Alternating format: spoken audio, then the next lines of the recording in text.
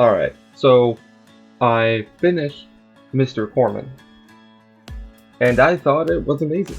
Me? The idea of a hobbyist musician not reaching his dreams of being a professional musician and being relegated to settle into being a teacher and having massive amounts of insecurities about who he is a very inspiring and real human story. He has an estranged relationship with his father and his mother.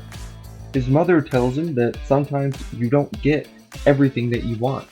Sometimes you don't get that perfect person or that perfect life. Sometimes, at a certain point in your life, you just have to settle for what you can get. I find that idea very true and very hard to hear. His father was a musician as well, and Mr. Corman blames his father for a lot of his problems in his life.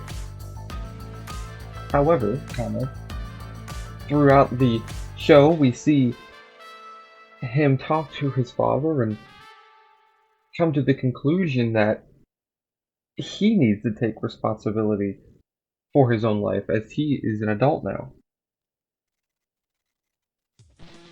Mr. Corman has extreme anxiety about a lot of stuff, and this is very apparent in the later season when they deal with the pandemic. Regardless of his insecurities or anxieties, they don't make him feel like less than a man. In the 80s and 90s, the men were Sylvester Stallone and Arnold and Bruce Willis. And I love all those fun action movies. They're great, they're fun, they're explosions, they're so cool, and they're entertaining, but they're also very damaging to the psyche of young adolescent men growing into adulthood. These 80s action movies show that we cannot talk about our feelings or talk about situations or come to some sort of compromise to solve a problem. We have to use violence, we have to use explosion and vengeance to get what we want, to become a man. However, Joseph Gordon-Levitt's characters, such as Mr. Corman, John and Don John, and Tom in 500 Days of Summer, take a very different route to this. They take a different approach to what it means to be a man, and especially what it means to be a man in the new millennium. They show that it's okay to be vulnerable and insecure and have anxieties, period. They show that it's okay to cry, it's okay to talk, it's okay to listen, it's okay to not be okay. In Don John, John meets the girl of his dreams.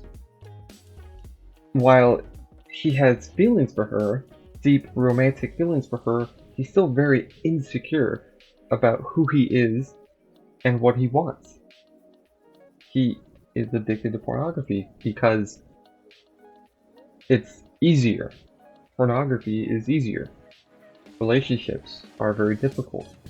Courting somebody, getting into a relationship with them, taking your time to get to those necessary steps of trust and intimacy can take quite a long time. Another character is Tom from 500 Days of Summer. In this movie, Tom is a hopeless romantic, which is a role that's often relegated to women, but in this movie it's for a man. And Tom only thinks he'll be happy if he finds the one person who will make him whole and live up to all his expectations and be perfect in every way, the fantasy that he's formed of a person in his mind. Or, as the movie says, society has created the idea of the hopeless romantic, that we as people are molded to believe this because it's easier to sell us things if we believe in a fantasy. Tom is a nice guy. Again, the anti-toxic guy, the anti-80s action hero, the anti-Stallone. Tom does not want to be in the friend zone. A lot of Joseph's characters are anti-action heroes. He talks about his feelings. He explores masculinity, sexuality, and what love is to millennial men. As young men, we grew up on Rocky, Rambo, Terminator, Die Hard, etc. And that informed how we perceive the world and how we perceive others, but more importantly, how we perceive ourselves. You have to be super masculine and uber macho to get the girl and save the day and be a strong individual person.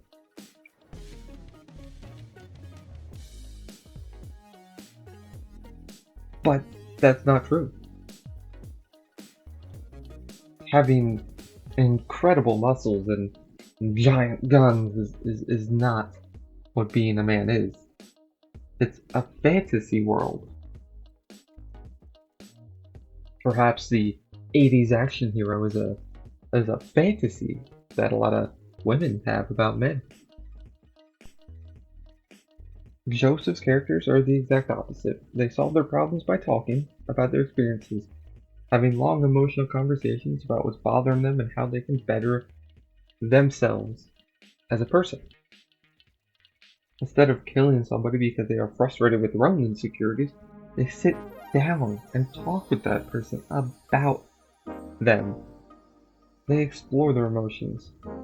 Some of his characters, such as John and Don John, put up a facade, a mask, where they put on a skin of the uber macho action star who goes to the gym and looks fantastic, but they do this all to avoid the difficult conversations that they have inside. But at the end of the day, that facade is torn down to reveal the emotional, insecure human being inside. And Mr. Corman expresses his insecurities with his music. This is a way to create something to be productive instead of destructive.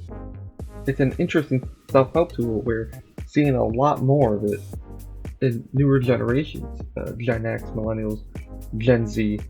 We want to create and put something out in the world and be vulnerable about who we are, because not only do we want to be liked by people, we want to help people as well.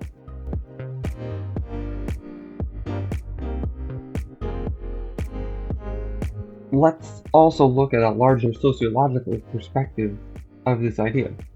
In Rambo and Rocky and the Terminator, these heroes are kind of the only character that matter in the entire movie. Sure, there are other characters, Sarah Connor, John Connor, but it's really called The Terminator, it's not called The Connors. Those movies are of rugged American individualism, but I would argue that Mr. Corman, Don John, and 500 Days of Summer aren't really that way at all. They're characters, and those characters are individuals, which is what makes them good characters, but it's about looking honestly at oneself and helping, not trying to one-up them or belittle them to make yourself seem more macho to cover up your insecurities. And I think that's really important. I think that we all need to take a moment sometimes and look inside. Work on ourselves. And remember that we may be individuals, but we live in a collective society.